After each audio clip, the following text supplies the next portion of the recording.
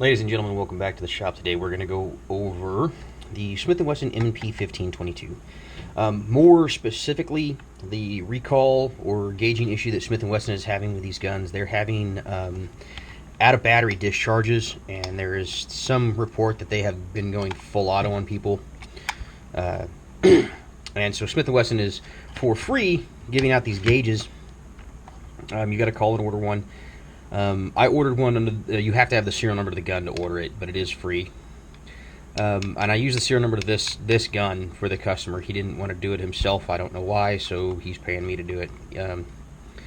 But I don't. Those gauges are 35 thousandths thick. So if you're wondering, that's the measurement on them. I know several people that have them, so they were measured, and all of them are 35 thousandths thick. So instead of waiting around for a gauge, just find yourself a depth micrometer. And honestly, if you've got a set of calipers, a good set of calipers that you use for reloading or whatever else that are on hand, they'll work just as good. As long as you're within a thousandths, you'll be okay. Because that spec, that 35 thousandth that gauge is the SAMI measurement for a 22 long rifle rimfire cartridge, which is .043, so 43 thousandths. Minus, so it could be up to minus 7 thousandths, which would put you at 36 thousandths. Why Smith & Wesson gauges are at 35, I don't know. That seems a little odd, but I can't remember if that 43 is the no-go spec on it or not, because if that's the no-go spec on it, then it gives you a little more regulation. I'd have to go look at my gauges and measure them real quick, but this gun, and I'll show you here, but I measured this gun, it's fine. It's well within SAMI spec range.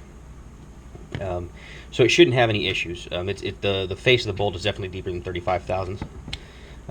But the gun comes apart just like any, actually, yeah, here, we'll pop these pins out.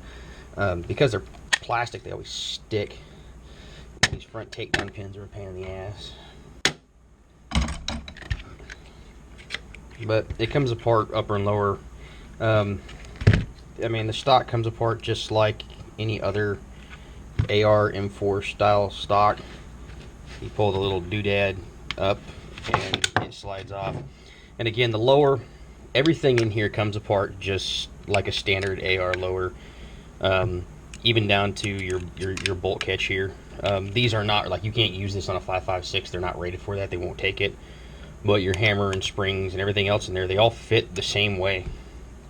So I'm not going to go over that. What I am going to go over is, once we get, well, here, so the bolt and charging handle come out, pretty similar to an AR, ever so slightly different. That's all you need to take out on this gun.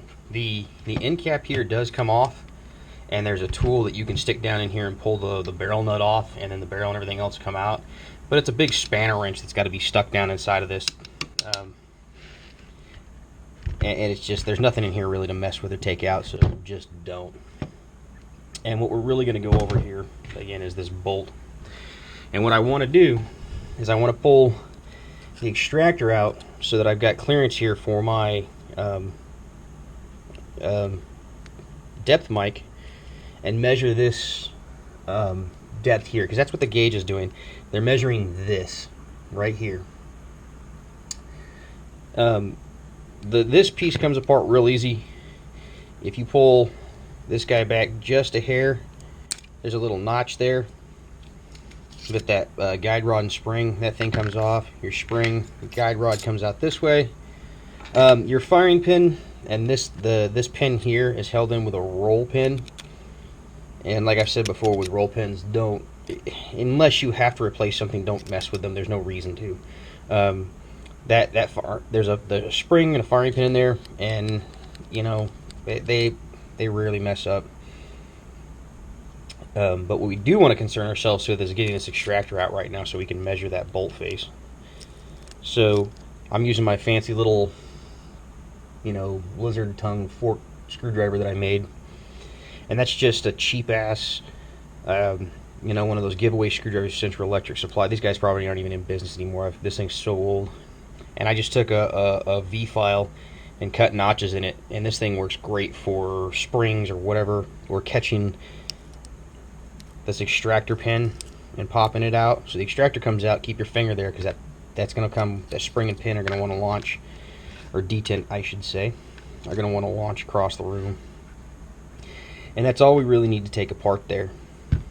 Now what we're going to do is pull out our handy little depth mic, and I'm just going to place it on the surface, the bolt face there, and then measure the depth of the recess.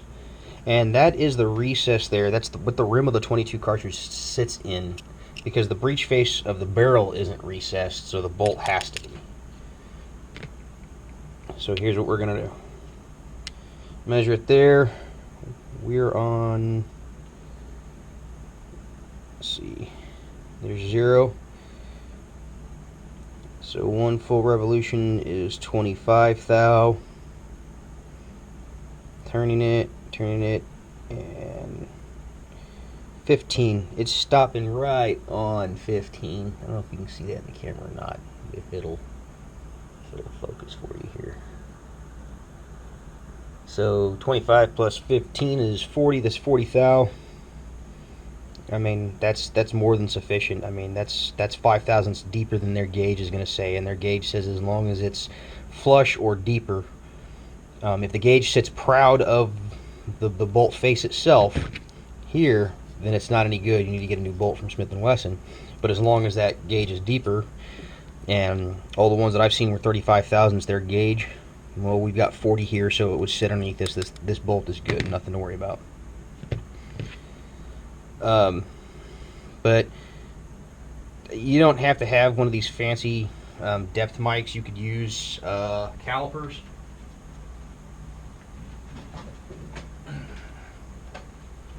If that's all you got, it's just a set of, cheap, these are linemen's here. Make sure that they're properly zeroed. Apparently mine's out of whack for some reason.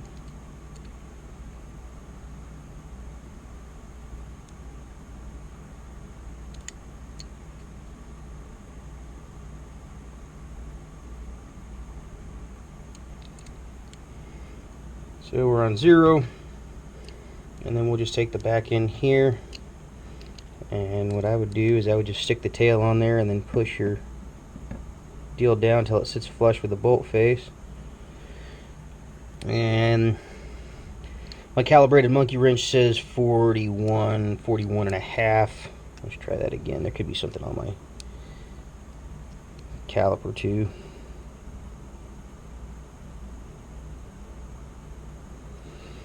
Same thing, I'm getting 41, so this thing's probably off just a hair. I trust that stare at depth mic more than this Lyman caliper, but it's close enough. If you don't have a fancy depth mic, then set of calipers will work. So that's I'm gonna call this one good. I think it's well within spec to be safe. Putting your extractor back in, your spring first, detent, same thing. I'm going to grab that little doodad, and I'm going to slide the extractor in until it seats, and we're good to go. Reverse order on reassembly of the bolt. We're going to stick our guide rod through. We're going to stick our spring on there, and then we'll stick this guide in, and we're not cooperating, are we? You dipshit. This thing is so fucking annoying. There we go. Slide that back in there, and then we'll take that. Make sure you get your charging handle on top, and slide it back in.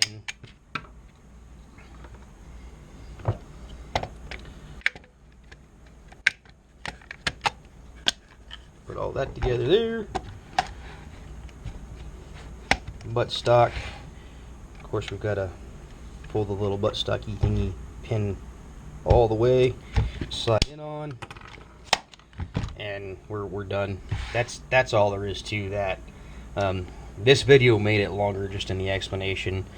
But if you don't want to wait for Smith and Wesson, 3, 4, 5 weeks for that thing to come in, find somebody with a set of calipers, preferably a depth mic, would be far more ideal, and measure it.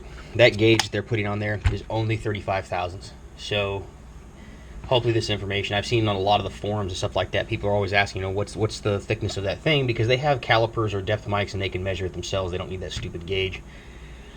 And for Smith and Wesson to finally admit that this is a problem is a good thing.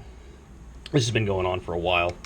The Appleseed competitions have banned these guns from them because of that. They're dangerous. I've seen extractors blow out and everything else, so keep that in mind. That's all the information you need on them. Like I said, this lower comes apart just like a standard AR. I haven't done a video on that just because there's probably a bazillion of those out there. I may one day, but anyways, that's all I got for you folks. Give me a thumbs up, a like, a share, subscribe. I'd really appreciate it. Share the video around. Thanks a lot. Have a good one.